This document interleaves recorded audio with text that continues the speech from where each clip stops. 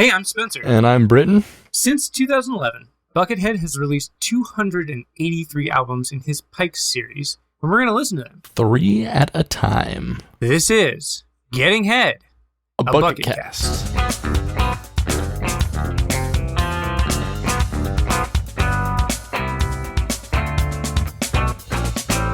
All right, Britt, what's new? Hey, Spencer. How are you doing? I'm good, man. I'm good. What's up with you? What are you doing? What's going on? You know, what's the haps, as the kids say? What's the haps? You know, life's interesting. I don't know. Life's fun. Recently, quarantine's been weird. You got to kind of keep to yourself. I don't go out much. Yeah. I mean, I go out a lot. I walk a lot, and I try to see a lot of nature, and you miss like physical affection, and you miss actually connecting with living beings, no matter what they are, right? Mm-hmm. Like That's true. Miss like walking around and seeing people walking their dogs everywhere. Like it's become more rare now. I feel like more people let their dogs just like shit in the yard now because quarantine. Nobody wants to go out. Nobody wants to leave their house. Right. And so and so recently I've been I read online that crows really like cat food. Mm-hmm. And so for the past couple months now, it's been, maybe 6 weeks, a couple months, I've been going out and like feeding the crows cat food, and like crows nice, love to see that. Yeah, they love it too. They're big into the cat food. Oh, they're really into it. They're super smart, and since then, like, I've dyed my hair, like, super, like, white blonde, and these crows, like, recognize me everywhere, and they follow me, and they, like, caw at me, and it's, like, an attention I've never received before. It's, like, they're almost, like, cat-cawing me, and it's, like, pretty all right, actually. Like, you're pretty proud of coming up with cat-cawing, aren't you? Yeah. I mean... Yeah. It's not bad. I mean, no, it's not pretty bad. Pretty good. But fair enough. So you've been feeding them. You've been giving them cat food. And they've been like, they recognize me now, and like I feel like there's at least 2 distinct like murders of crows now. Murders of crow? Family groups. So the existing family groups. Yeah. Like 2 distinct ones that are like 8 to 12 large. They kind of just like follow me around, and like some of them kind of like know my schedule, and they'll like follow me to the post office. And like there's one specific family, and like they've like watched me feed their children several times. And it's just like this beautiful, beautiful thing where they're just like throwing up into their child's mouth. You love to see that. Yeah, but they're like, hey, I really do. We're going to let you watch us throw up into our child's mouth. And like, that's like, that's intimate to me. Like, I don't want any human to ever do that to me. That's not acceptable. I wouldn't remove yourself from the possibility of that kind of an interaction. Maybe it could be nice. You never know. Okay. All right. No, all right, let's walk that one back. And, what are you excited about this week, Spencer? What are you? Yeah, that's a question. I haven't been feeding crows. I mean, I do watch the hummingbirds around my house. Like, there's a lot of hummingbirds that live in the neighborhood. There's also what's it called? A red-tailed hawk that lives in my neighborhood. Yeah. The crows are always very mad about it. They chase him away. They get very upset when he shows up, but he's always here. He shows up every day. But more specifically, like, I'm on my weekend now, so I managed to get through the work week. That was good. During the work week, though, like, I was struggling to come up with like podcasts and shit to listen to at work. Really? So yeah. Why didn't you hit a brother up? I listen to way too much dumb bullshit. Like... Well, that's okay because I found plenty of dumb bullshit. Okay, that's good. That's good. Yeah. Which is good. I've been listening to people talk about CNC machines, which has been interesting and also, supremely dorky. Well, wait. Do they talk about the larger, like, the place where they work, the CNC Music Factory?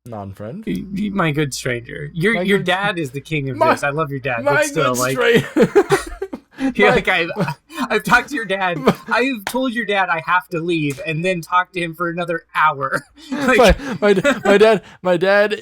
If you could sum my dad up in a meme, it would be my stranger.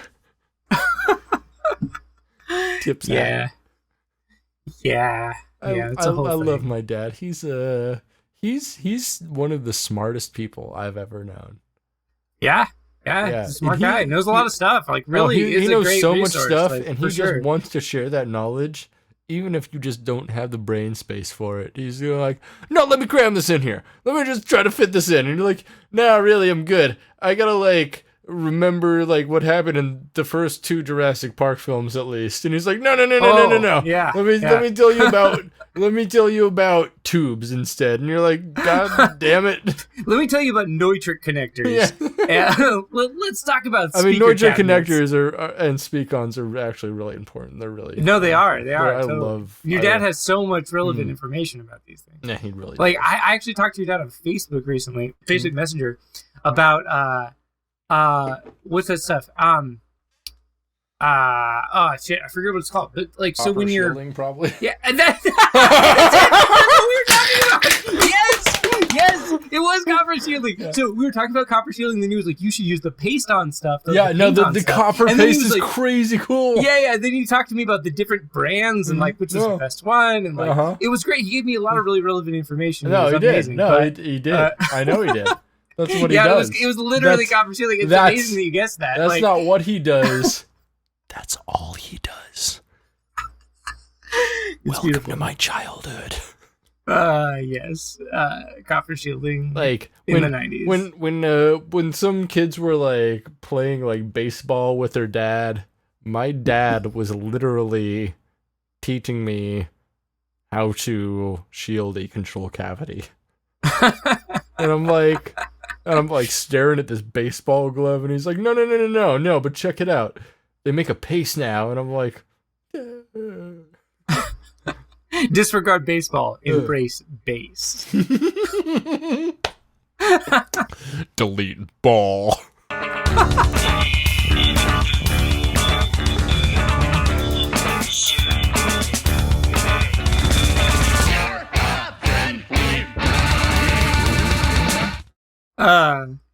Anywho, we listened to 3 Buckethead albums, and we need to talk about them because Buckethead released 283 albums to date in this series, and we got to get through them somehow. We got to talk about 3 of them per episode, so it's 3 of them per episode. We don't know if he's gonna make more. He's probably gonna make more, and I would imagine. Why would he not? If we're really into this, we're obligated to make probably at least 100 episodes. At least, yeah. If we do them 3 at a time, maybe we can condense them more, but I really doubt it. Honestly, I'm not really willing to listen to more than 3 Buckethead albums a week, to be honest. I don't dislike Buckethead. I don't dislike Buckethead. Buckethead's great. Yeah, totally. He's really good at a lot of things, but we'll talk about it. So, anyway, for sure. The first album, so his Pike series. Yes. I don't know. Do you know the backstory behind it? Did he decide it was a series on the first album? Yes. Okay. So the first album that was released with a number up in the upper left-hand corner. That's true. So it is implied then that he knew this was going to be a series. Yeah, let's talk about the album art for this series. Yes. So he released them independently, if I'm not mistaken. He didn't release them through a record label, yeah? Well, they are associated with his record label, but then again, yes, he did release them independently. And so independent, yeah. Right. So I'm not exactly sure, if I'm being honest. I don't really know the label details about this, but suffice it to say. So each album has a very comic book look to it. At least the ones I've looked at so far. They all do. Yeah, and so in the corner where usually a comic book would have the price, it has a number of the album. And it says Buckethead Land instead of Buckethead, and I'm not sure why, except for I think Buckethead Land has been the name of several of his albums. So maybe that was kind of the side project he was kind of trying to make this. And possibly, yeah. It's implied that like that this is connected to other solo albums that he's released, but it is also it is also very distinctly its own thing, and it's so long and so weird and so wild that it is worth talking about just on its own, I think. Yeah, no, I mean, like, he's put in so much time where, like, no matter how hard we go on reviewing these, the two of us are not going to put in nearly the man hours doing this podcast as he did maybe the first year he made these. But who knows? I mean, this is true. He might have done like everything first take, and if that's the case, you know, he did at one point make like one of these every 6 days. Which yeah, totally. No. Yeah. So, you know, I mean, in 2015 alone, he released 118 of these. Like, that's insane. That's fucking. Oh, sorry, albums. 2015. Did I say 2018? I meant 2015. I released 3 albums in a year, and that took a lot. That was like me coming home every day after work and working on music for 4 hours, and then like at least one of my weekend days was like 8 hours of just like doing purely music. It was like a part-time job of just doing music, and it was like, you know. But like when you think about this, like imagine if you like the amount of hours that you work at work. Imagine if you were just making music with those hours. Like I could probably achieve something somewhat similar to this if I had that much available time. And that's I agree. And like you could actually achieve something in similar quality. I could achieve something a lot weirder.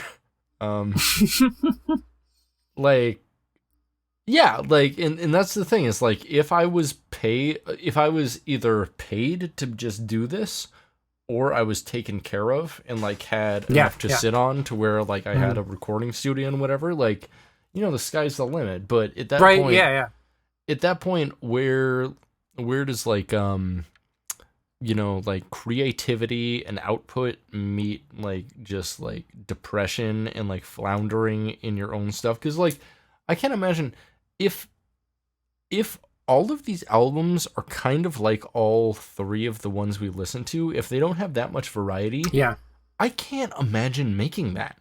Like everything I make has to have like a variety to it, and like even if it's not great, like every album I've produced is somewhat of a different genre than every other album I've made. And like, and that's part of the thing that fascinates me about this series of albums, because there's so fucking many. Like you think about like an artist that puts out an album every other year. Like that's usually the cadence that a lot of like artists achieve. Especially new artists. Like or after you're established, it you know.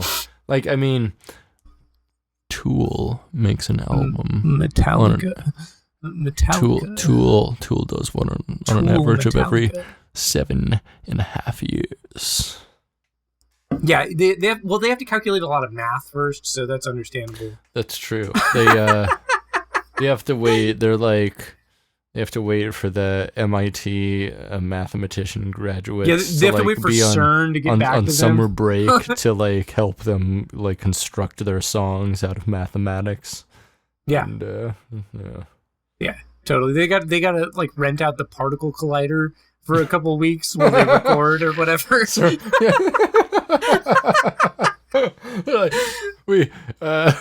Danny Carey can't figure out his polyrhythmics until we get the particle collider for 2 weeks. Sorry. All of his polyrhythmics are made out of dark matter. So we need to be able to observe it. We can't listen to it until we understand it, all right? Like, this is the future that Steve Jobs wanted. Right. Oh, that's a good I'm meme. kidding. No, it's not, because yes, it is. Tool, like Steve Jobs, no. logo. Tool is not a Mac band. Tool is exclusively a Linux band. Yes. What distro of Linux do they? Like, what distro? They're not Ubuntu because they're not No, they're not accessible. Like they're like Red Hat or some fucking bullshit. You're made of Barbus and your name's not Horpus. It's understandable. You're in the Bible. Anywho, okay, so yes, no, you're absolutely right. Like, there's so many of these albums, they're worth listening to just purely to see where he goes with this. I'm excited to see it. Like, I hope that he really, like, pushes this to a weird not plateau, but like a weird level of weirdness that. Right. I'm hoping it. I'm actually in a way hoping it devolves. Mm-hmm. Like this is well. I want to see him make ambient albums. I want to see him. And he does, and like we know what he's capable of because like, I mean, some of my favorite stuff he's done in the early '90s, if I'm not mistaken, he collaborated with Will Ackerman, who you know well, one of my very favorite musicians and composers of all time, founder of Windham Hill Records, and in my opinion, and a lot of people's, like the creator of new age music, like that's true. A motherfucking incredible guitarist, composer, like my favorite song.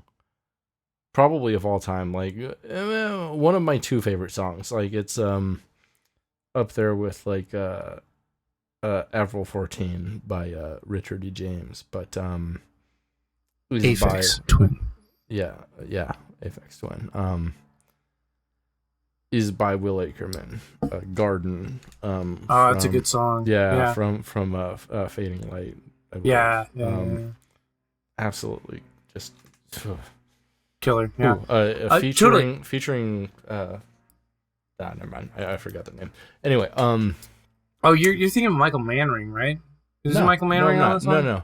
No, he's not. It's it's the Kronos Quartet, actually. That's sick. Yeah. Yeah, that's great. We love to see the Kronos Quartet. Anything Kronos they Quartet show up on, I'm into it. Oh god, they're the most NPR quartet of all time, and like I'm totally cool with it because like, I'm cool with it too. NPR bumps. NPR slaps, dude. It does. Anyone who says NPR ain't a motherfucking banger ain't listening to no motherfucking NPR. Anybody who says NPR isn't a banger has not seen Terry Gross twerk. Ooh, straight up. She get gross with it.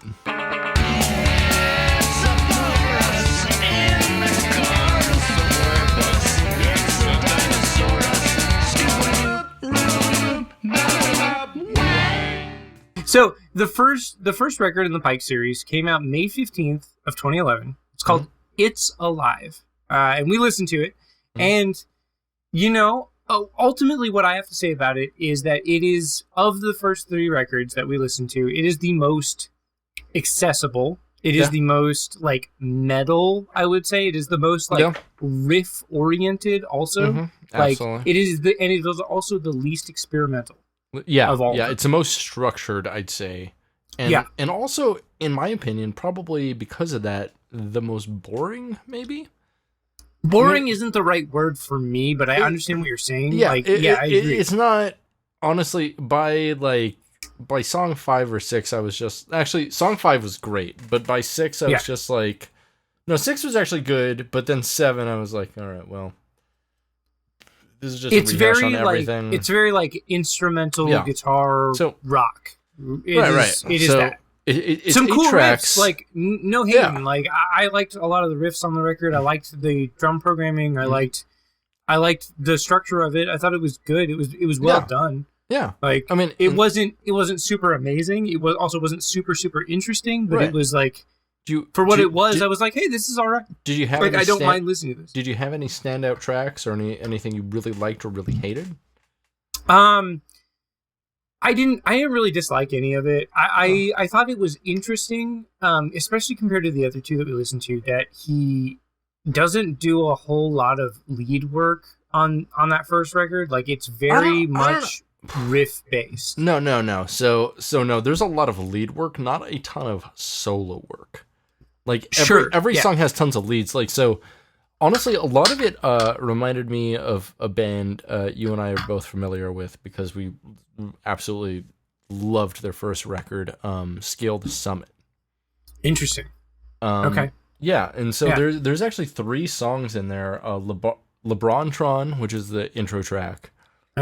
Crack the Sky, which is number 5. Oh, that was a really good song. I like that one. Yeah, it was a really good one, and it actually like reminded me of both Scale the Summit and also another band who made an album and another track with the same title, Mastodon. Like there were definitely like very chunky parts to it that really kind of reminded me of that. And it did actually surprise me. Like some of the riffing is like kind of is like pretty metal, like especially on that first record. Like not so much the other 2 that we listened to, but the first one, like there's some riffs on there where I'm like, hey, that's a really metal riff. Like and that's then, cool. Also, 7 Brooding Peeps was very pretty chunky and metal and like very much of that. Honestly, other than that though, like track 3, Peeling Out, was just like 20 seconds of him just like shredding the fuck out on guitar, and it was pretty dope. And it's like, I mean, it's impressive if nothing, because like, I mean, I can't do that, and like, dude's a fast guitar player. Yeah, like, dude's one of the fastest guitar players alive, probably. Like, he's really goddamn good. He's not one of the best, but he's one of the fastest, and that counts for something. Yeah. Like I thought that first record was okay. I enjoyed listening to it. I thought it was all right. Yeah. And it was a thing. And I was interested because like being that was the first one, I was like, is this going to set the stage for what is going forward? And I ultimately think no. I honestly think it did. Because I don't know. Things got so much funkier as things went. Maybe, but at the same time, like so. Starting with track 4, Barnyard Banties on this record, It's Alive, the first one, it like becomes really funk rooted and super like bass rooted. And in my notes I put like this is where Buckethead naturally lives. Like I think he really lives. I mean he's definitely a metal guitarist and like kind of exists in like this kind of ambient tech metal space. Yeah. But more than that, like, I think his ideas, like, the ones he has that are most developed are funky. Like, and that's why I think he's worked with, like, Bernie Worrell and, Bootsy Collins and, like, a bunch of, like, funk musicians, and why he actually, like, gets where they're coming from. Because he has, like, a real funk mentality, you know what I'm saying? Yeah, that's true. And then like that kind of leads into our discussion about our second album. Yeah, it does. Which is also from 2011. This one came out on May 20th, so 5 days after It's Alive. I did not know 5 days. Yeah, interesting, right? So 5 days after It's Alive, we got Empty Space, which is the second album in the Pikes series. Empty Space for me is surprisingly different from the first album. Like I think it's funkier. Yeah, certainly. I expected it to be very similar to the first record, to It's Alive, but I was surprised to see that it's actually quite different. There's definitely more forays into electronic music, into IDM type sounds, into funk specifically, which is interesting. I guess like it makes sense knowing Buckethead, knowing like his previous work, but like I didn't expect it to be so funk driven. It's I mean it's a lot of bass driven, a lot of slap bass lines. Yeah, a lot of slap bass, a lot of like tapping on bass, a lot of like slap bass, a lot of not a ton of tapping, a ton of slapping though. Like a lot of slapping. He knows like 3 slapping patterns super well. Hey, he's so fast. Like he's very fast at the slapping. He is. At the same time, like I get very, very bored with his bass playing by the third album because, like, I don't know. I hope he changes it up, but he does like 3 slapping patterns, and he's got like these 3 slapping patterns on bass, and like I like him, but that's all he does on bass. And if he doesn't do that, he's doing really kind of like tame like root note stuff, and like I want to see him sure. because he's a very melodic player on guitar, and so I want to see him like explore melody on bass. Sure, I'm right there with you. Like so here's the thing, though. Here's the thing, especially like Empty Space, the second album. Yeah. I feel like that one is considerably less melodic than the first and the third record. I would say, but it's a lot more rhythmic is the thing. It's very rhythmic. It's very rhythmic. There's a lot of like slap bass. There's a lot of like chromatic, fast guitar licks. There's a lot of that. Yeah. It's less metal. It's more electronic. It's a little bit different. Like I will say again, like I'm impressed with the difference from the first album. I hope that continues to be a trend. Like I hope that the albums continue to be more and more diverse, which I think is possible. Like I don't know if that's the direction it's going to go. I think it's possible based on what we've listened to so far, but I'm not sure. I don't know. And also this album in dynamics, at least too, I feel really kind of explores a lot more. Like in song 9, Leghorn, like it starts off like with this really like fun upbeat metal with some funk and jazz here and there. But like the outro is like kind of this acoustic part.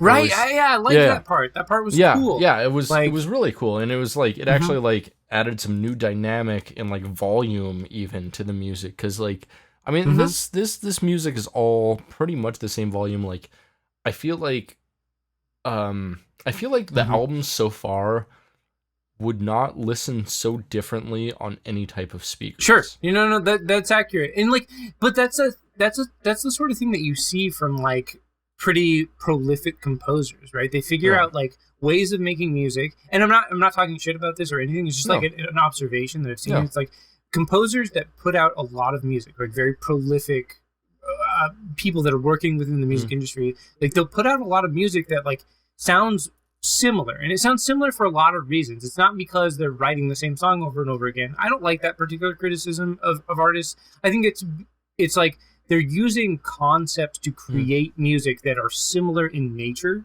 and because of that their music shares like certain things that are very similar, and in a lot of cases, especially when it comes to like the solo composer, they'll put out a lot of music that's like they make the music the same way, which is why it sounds so similar. You know what I mean? Like they're recording it in the same programs with the same presets. You know what I mean? Like, and I definitely see a lot of that here. Like a lot of the guitar sounds are similar. Like a lot of the bass tones are similar. Right. You know, and like at least in Empty Space, like it explores at least electronically, I think a lot more things. It's kind of almost like I'd say British in a lot of ways. It reminds me a lot of Square Pusher. Yeah. Like there's places, a lot of break beats. There's a lot of like very like tight drums with the guitar parts. I mean, there's not any cool like any really like Square Pusher like super cool bass with drum parts, because Square Pusher's a fucking incredible bassist, and unfortunately, totally. I mean, like, you know, Buckethead's a decent slap bassist, but I don't think he's a great bassist. He's got the potential to be. So far, I would say that I don't think so. I don't think he gets bass in the way that a lot of bassists do. Like he gets. Well, sure, yeah. No, he's not a bass player. He's a guitar player. He doesn't. He plays bass like a guitar player. Exactly, and he plays bass more like a drummer. I feel, to be honest. Interesting. He plays it very rhythmically most of the time. When he's doing it just for underlying guitar tracks, when it's not funk, he does play it like a guitar player. He just does true. Does a lot of root notes and doesn't do a lot of experimentation or like harmonization even. Like he's pretty tame when he's playing for himself. You know, he's not bad. I'm not saying that at all. He's a good bass player. It's just he's not a great bass player. Like he doesn't do anything. Like some of his slapping stuff, I'm like, oh, that's really cool, but it's not anything that like. It's not anything that elevates the music above something that it already is. Beautiful. You know what I mean? Perfectly put. Yes, exactly. Yeah. It's like it fits, everything he does on bass fits perfectly into the music, but that doesn't make it more Buckethead. It doesn't make it more interesting. doesn't really. Yeah, it doesn't elevate it. I feel like he is a musician who, much like myself, sees music as like a set of structures that support a certain idea. And in general, at least as far as the Buckethead albums I've listened to in the past and the ones that we've listened to so far for this, it supports the guitars. The guitars are always, or almost always, front and center. Or they're like the driving force behind the piece of music. And so everything, he does a very good job of supporting those guitars, both in his drum programming and electronics and bass playing, but it's to support him doing weird shit with guitar. And like that's one thing that I appreciated about Empty Space specifically is like he uses the guitar in ways that you don't typically see people use guitars. He uses a guitar like a synth. He uses guitars like it to create weird textures in some cases. Like it's definitely different. It's definitely like very electronic influenced. Like I would imagine he probably really likes artists like Aphex Twin and Square Pusher. And like without a fucking doubt, he wants to work with them so bad, and you know it. Like he's, you know, there's like at least like a half dozen unread text messages from Buckethead to Richard D. James, just like, "Hey dog, I really like your stuff. Can we like maybe hang out sometime? Let me suck on that Richard D. dick." And Richard D. James is like,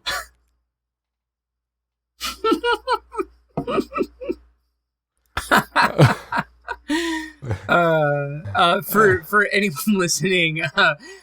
Britt attempted to make the Richard D. James face. I make a perfect. No, you Richard attempted. D. You attempted. I hate this. I hate looking at this. So you know how I was actually introduced to Aphex Twin? Was it drugs? No. Okay. I mean, that would have been cool. It was actually the opposite. It was Brian from the band Stripped up in Alaska. Oh, nice. I like posted a picture on Facebook of me like smiling like that, and he's like, "Hey, just so you know, you look a lot like a young Aphex Twin," and I'm like, "I don't know who that is." And he like sent me the picture of that album cover, and I'm like, yeah, I do. That's weird. And then I listened to the album, and I'm like, well, is that one I Care Because You Do? Is that album? That was the Richard D. James album. Okay, yeah. And like, an amazing album, one of my favorites. Actually. It's one of the really greatest albums of all time. Like it's so good. He's so good. For like it wrecked me when I listened. And like Brian, honestly, like Brian from Stripped, if you ever hear this, fucking contact me, dog. I'd like to talk to you. You had a profound effect on my love of music. Like. I mean, this motherfucker living in Alaska exposed me to Aphex Twin and Bjork at a very young age. Oh yeah. And I gotta give credit to that shit because like honestly, like if not for him, I would not be where I am today, like musically.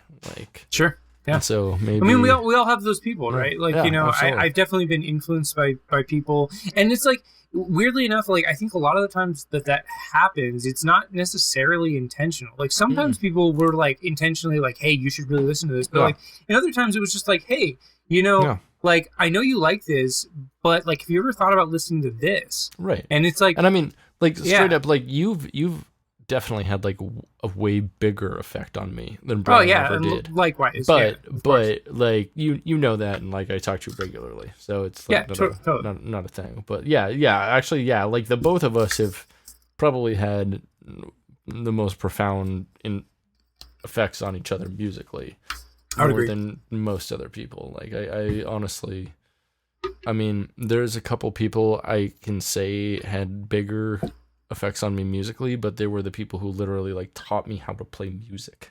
Sure. Yeah. And that comes down to actually two other people. You're number 3 on the list of that's impressive. Like I'll take most musically profound people on me, dog. How about that? Yeah, totally. Like you know what's interesting is like I think that there's like a spectrum to that sort of stuff. Like, I think that there's a spectrum to pretty much everything, you know, like every concept, every type of person, every, you know, all this sort of stuff. But like, for example, I think that there's something really valuable from getting insight and perspective from people who are also learning music at the same time that you are. Right. And like, that can really shape how you interpret and the sort of music that you end up gravitating towards, you know, because music is such a weird thing. Like, music is for those kids that are huge dorks, you know. And music is for those kids that are interested in something beyond, you know what I mean? Like something beyond the thing is, like, curriculum. Yeah, it's like, I mean, the poets of the 18th century, the people who only had access to like a piece of paper, are now the people who only have access to like a computer and maybe like one instrument. And so this is the modern poetry, honestly. And speaking of modern poetry, we've got 3 foot clearance. The third of Buckethead's and so Pikes series. Honestly, I cannot believe you didn't. So back up here real quick. So apparently you listened to the 4th album, the 3rd, instead of this one, but this one has the number 3 in the title. And on the 3rd song is called Three-Headed Guardian. So there's so many threes. So that was my favorite song from this album. Actually, mine as well. That was a really good one. It was a really good song, right? Like, it has a really nice melody. Like, it's a very like compelling song. Like, that one was it's the very one song like I heard. a G natural minor, I think. Very like twirly and kind of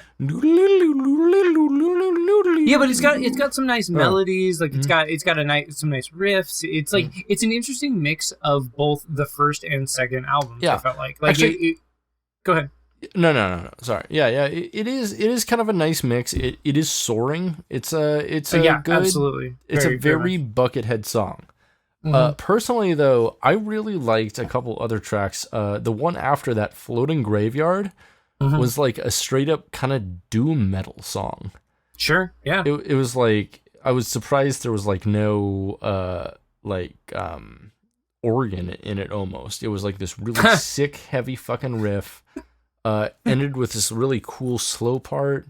It was just so hold on. I like the idea of trolling doom metal bands by being like, "Where's your fucking organ, bro?" like, what's more doom metal than an organ? Like, if we're being real, like. And the song after that actually was really interesting too. So, the Ballad of Jerry Mono.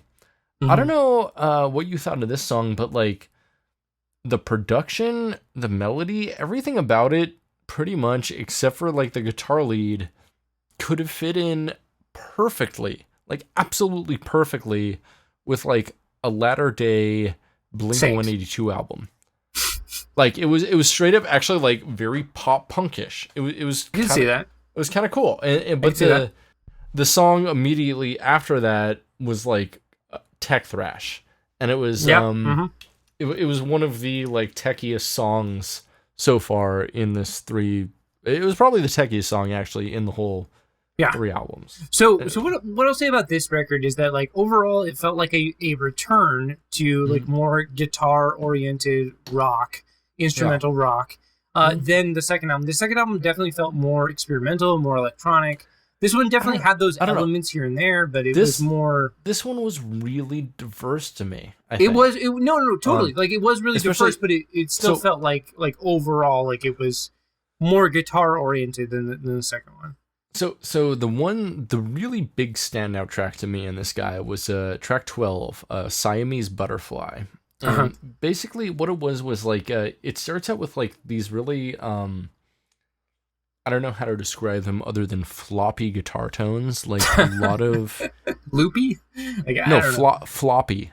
Okay. Floppy. Okay. Like a weird amount of both like treble and lower mid range in bass, to where but it's also a clean tone to where it's like it sounds like a natural guitar, but like tuned to like take up space of bass, I guess. Interesting. Okay. Yeah, I know what the type of tone you're talking about. Yeah, and it's really interesting. Like it's produced in a way unlike anything else he's done on any of these 3 albums. and personally is probably my favorite track out of interesting these entire 3 albums. Sure. It's in the weird thing is I feel like it's just a regular like Buckethead soaring techie metal track, but it's just produced so differently that I find it like super interesting. It's like, I really like the way that he experiments with guitar tones. Like he definitely uses he guitar, has great tones. For sure. As like a layered instrument. Like he'll use guitar in a way that you typically see people use a synthesizer, like, which is cool and it's interesting. But he also uses guitar like a guitar, which usually you see people do one or the other, right? You see people like really rely on effects to make their sound, or you see people really rely on their technique to make their sound. Now, in some cases, you have people that are a mix of both. You know, it's a spectrum, right? But Buckethead, I feel like he operates on all ends of that spectrum, like at all times, like, I mean, which is interesting for sure, if nothing else. If we're gonna be absolutely honest about Buckethead at this point, he operates on a spectrum.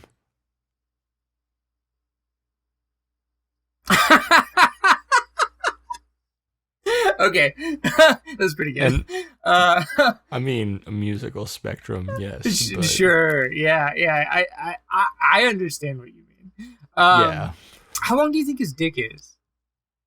That's a great question. I feel like he has a really long dick, but not a super like girthy dick. No, exactly, right? Exactly. Like, it's like really long, though. And so like, he's like really long. Like his fingers. Long. Or either that.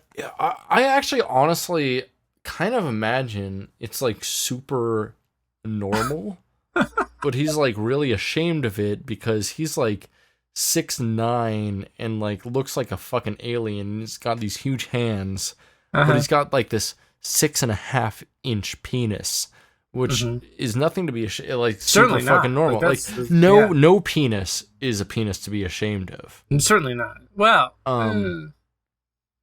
unless you're a toxic person who really likes your penis. Exactly. And then that's a penis. That's what I don't like. If it's a penis you use for evil, it's a penis to be ashamed of. But any penis used entirely for like good and mutual pleasure. That's a pure penis, right there. It's a pure. No, I can't make a compound word of this. Yeah, it's a pure penis. Wonderful. Anywho, I think that was like a really interesting start to listening to this immense body of work by Mr. Buckethead. It was. And Mr. I'm excited. Buckethead. I'm excited to see where it goes going forward. Like, with that said, like, what's some predictions that you have going forward? Like, what do you expect to hear more of? Like, what do you expect to not hear more of? Like, what would you like to see? So there's definitely like a progression here, I feel, and he gets, I think, a little more progressive here and there. I'd honestly, really what I like most about Buckethead, is as weird as he has this insanely great sense for melody. Sure. And so I really want more acoustic things out of it. Yeah, and I would love to see that, yeah. You know, like Siamese Butterfly had like the very clean tones, and there's clean tones here and there, but no real, I think in the second album there was like one song that ended with kind of an acoustic part at the very end. But that did happen, yeah. But in general, like there's no real acoustic stuff, and like... It's true. The dude can shred. I get it. You can play guitar like faster than pretty much anybody else, and that's really cool, guy. But like, I don't need a lot of that. Like, you can put one track of that on every album, but really, I want to hear real melody and like real, you know, like something significant, like something I can whistle to myself. Yeah, when I'm masturbating. Yeah. I mean, who doesn't whistle while they're masturbating? I mean, if we're being real.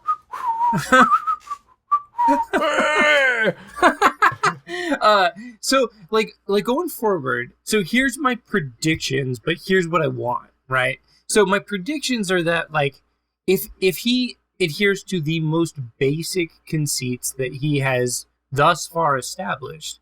Mm-hmm. I would expect to hear more riffs, more like instrumental metal sections, like more chromatic shredding leads, like more funk slap bass. Whoa. So, you know what I mean?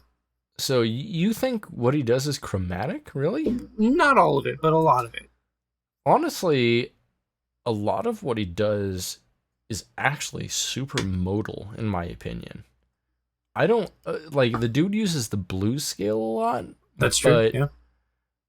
I don't think it's that chromatic. Like, so it depends on the song. It depends on the song, and it depends on the type of solo he's doing. Like if he's doing a super shreddy solo where he's just playing as many notes as he can, it's entirely chromatic. So that's what I'm talking about. Yeah. So like he does a lot of that in the second album dislike that 100%. Yeah, I dislike it's not my favorite sound because it all sounds very similar.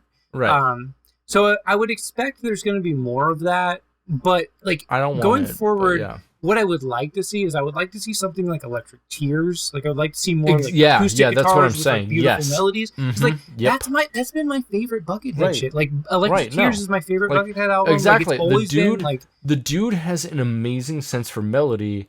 But he really does. Is, like, how can you come up with, almost 300 albums of amazing melodies? That's what I want to see. Like, I want to see what happens. Like, I don't believe any one person you know as well as I do that's not actually possible. Like, because, like, Paul Simon has existed for how many years? And, like... 800. He's on... Yeah, exactly. But he's only made, like 30 albums, and only half of them are good. The other shit has, like, Call Me Owl on it and shit like that. There's an upper limit to musical genius is what I'm saying. Like gone are the days of like having like actual like functional Beethovens and Mozarts, Brahms and shit like that. Like people who can like their entire musical output is worthy. Like I mean for every bridge over troubled water or I mean not even so like for every like Sound of Silence Paul Simon has written. He also wrote Father and Daughter from the Wild Thornberry soundtrack. I fucking hate that song, which is the biggest load of fucking bullshit. Can I recount these lyrics for you? Oh yeah, please. Like you have before, but I'll hear it again. Oh my god. I'm actually gonna have to pull them up and just like rage real quick. For the unaware, Britt has talked about Father and Daughter from the Wild Thornberry's official motion picture soundtrack to me a great number of times. It's been a repeated topic of discussion. So because we're so that like kind I mean of like more bastard. backstory on this is I'm a hardcore grocery goth. And I have existed in the grocery world for a long time in my life now. And I used to work for Whole Foods. And on Whole Foods, like, store-wide playlist was this song, Father and Daughter by Paul Simon from the Wild Thornberries movie soundtrack. And, like, I'd hear it twice a day when I was working. Because, like, this shit was on, like, a 6-hour repeat. So if you worked an 8-hour shift, you heard like every song from that first 2 hours twice. It's Tell me about the lyrics. I'm gonna watch you shine, gonna watch you grow, gonna paint a sign so you always know. As long as 1 and 1 make 2, ooh, there will never be a father who loves his daughter as much as I love you. Bang! Is it you shooting yourself in the fucking face? Yeah, that's shooting either me or Paul Simon in the fucking face. Because one of us deserves it, really. Truly. Yeah. Oh god, I hate it so much. You have no idea. I have a pretty good idea. You do have an idea because you've been my friend for a long time now, and you hear me ranting about this often. We hate this. We hate to hear it. Yeah, this is a twice a monther for me. Truly. Truly.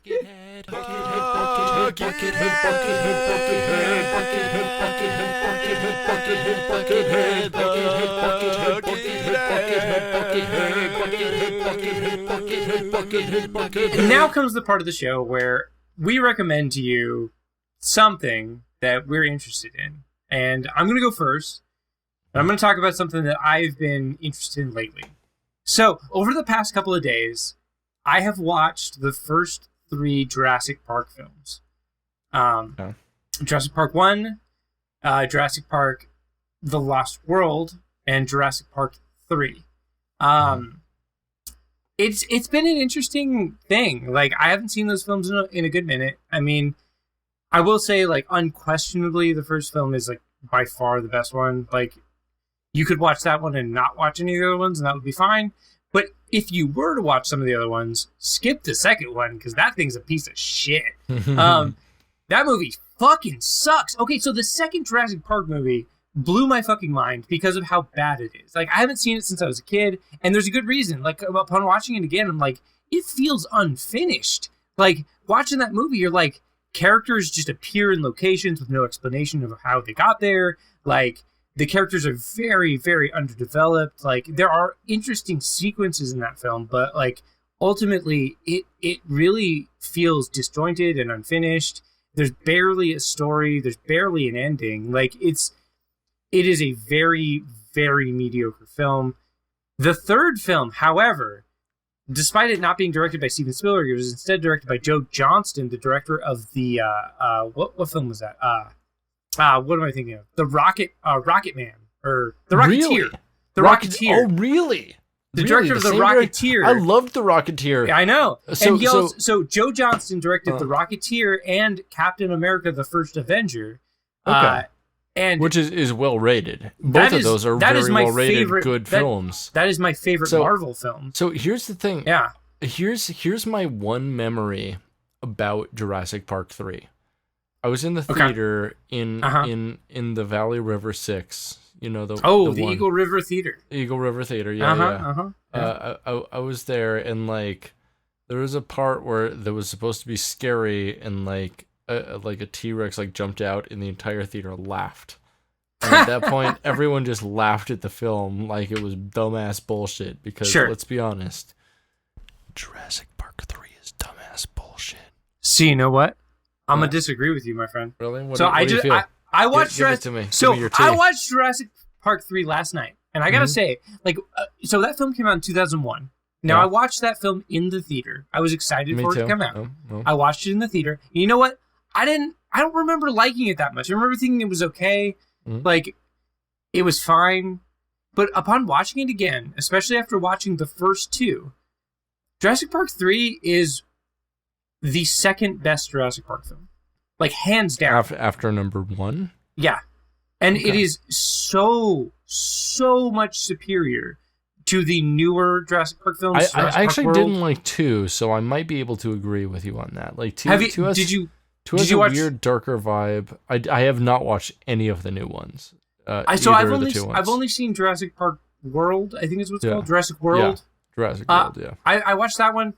I didn't like it, but I only saw it once, so I don't know. I'm going to actually rewatch it tonight, so I'll let you know. Really? Yeah. Why? Because I just watched the first 3. I got to watch that one. Why not? I gotta have an opinion. I don't care. Anywho, what I will say is, like, the Jurassic Park 3.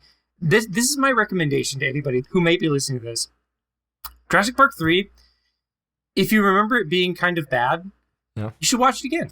It's actually pretty okay. It's actually one of the better like popcorn movies from that era. I think like looking back on it, like it holds up better than I expected. Like, the characters are pretty good. Like, the story is pretty good. Like, the set pieces are very good, actually. And like it's the only thing that I think that drags it down is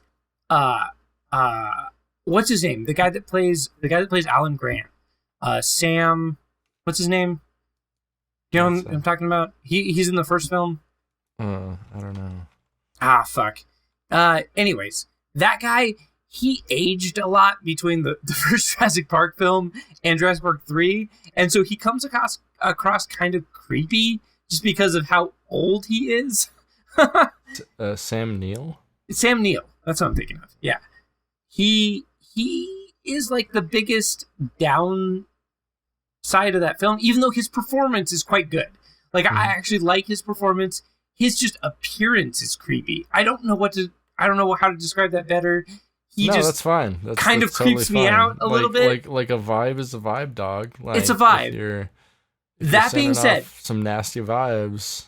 Even with how creepy he is, it's a film worth watching if you like Jurassic Park. Mm-hmm. It's the second best Jurassic Park film. Okay. Easily. Interesting thought. Yeah. I'll take it. So what do you got? What are you recommending? So, my thing that I'm going to recommend is a thing I've been telling you about, this Japanese movie I watched a couple weeks ago, Tampopo. Yeah. Which, the synopsis of it is a pair of truck drivers happen onto a decrepit roadside fast food stop selling ramen noodles. Uh-huh. The widowed owner, Tampopo, begs them to help her turn her establishment into a paragon of the art of noodle soup making.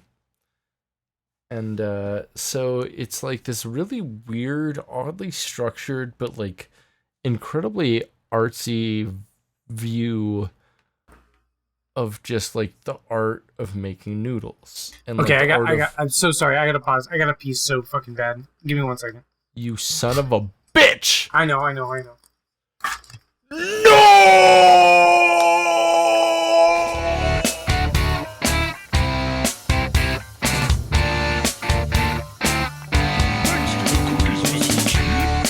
You're very welcome, Timothy. You can come back anytime. Well, thanks, Mrs. G.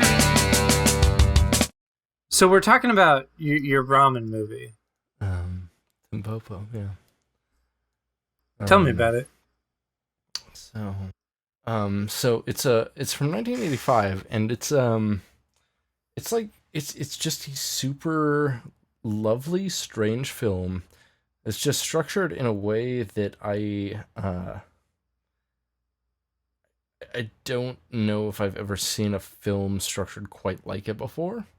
Like, basically, it's like there's this woman who's a widower, and she has like this weird fast food restaurant in like the weird roadside in Japan, like mostly servicing truckers.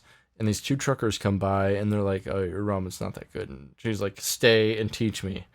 And one of them like takes up special interest and like stays and teaches her like how to be a great ramen chef. And like eventually like the other guy he was trucking with comes back, and then 3 other guys, like one guy in a suit. It's like a comic book cast of characters like hang out, and just like these 3 like overly discerning, mildly toxic men just sit there, and they're like, bitch, your ramen ain't right, for like a bunch of scenes in the film. And then they go to like different ramen restaurants to try to learn how to make the perfect ramen. And like it's interesting. It's like a culinary adventure. But sure. I feel like within that there's a lot of stuff to be learned. And like one of my favorite lines in the film went something like, "You amateurs can't handle my noodles. But if all people who eat noodles are amateurs, why make noodles that amateurs cannot take?" And I feel like that applies to like a lot of things in life, and like maybe music. Like not everyone who listens to music is an amateur, but most people who do listen to music are amateurs. So that is true. Why make like super advanced music? Like why make music? Really? That's really a good question. It's like all the good ones have been made already. Like the Beatles did their thing, so we can just retire now, right? As musicians, like that is true. We have the tones and the sounds. Let's just like remix them and like let DJs do their thing, maybe. But other than that, I think we're good, right? Totally. I'm pretty good. Hashtag I'm good on music. It's pretty good. Yeah, it'd be like that sometimes, right? Like what are we doing really? Like I think about this all the time.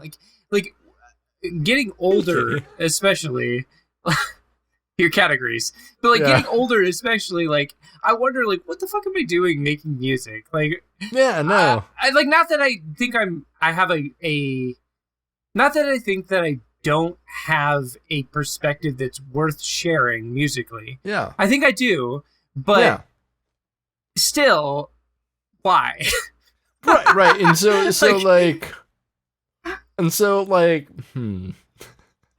so last night I made a song about, like, I guess, like robbing a liquor store. And okay, as one does. Yeah, and a lot of, like, in the right eyes, this is definitely, like, interesting art, I think. But, in other eyes, this is just evidence. And nice. Yeah. Nice. I don't know. Nice. Yeah. Cool. No. It's okay. Could be worse. It is what it is. Yeah. Alrighty, well, it's come to that time of the show where we got to end. Where can I follow you online, Britt? You can follow me in most places at The Queer Goth. Wonderful. We love that. Yeah. How about yourself? Well, you can follow me on Instagram and Twitter at New Metal Karate Society. That is my most prodigious online output. Is that mostly just sharing memes, making memes sometimes, doing whatever, goofing off. I think it's pretty fun. But we'll be back next week to talk about more Buckethead, albums 3 through 6 of the Pike series. Can't wait to hear them. Looking forward to it. This has been Britton. This is Spencer. Stay greasy, Bucketheads. Namaste.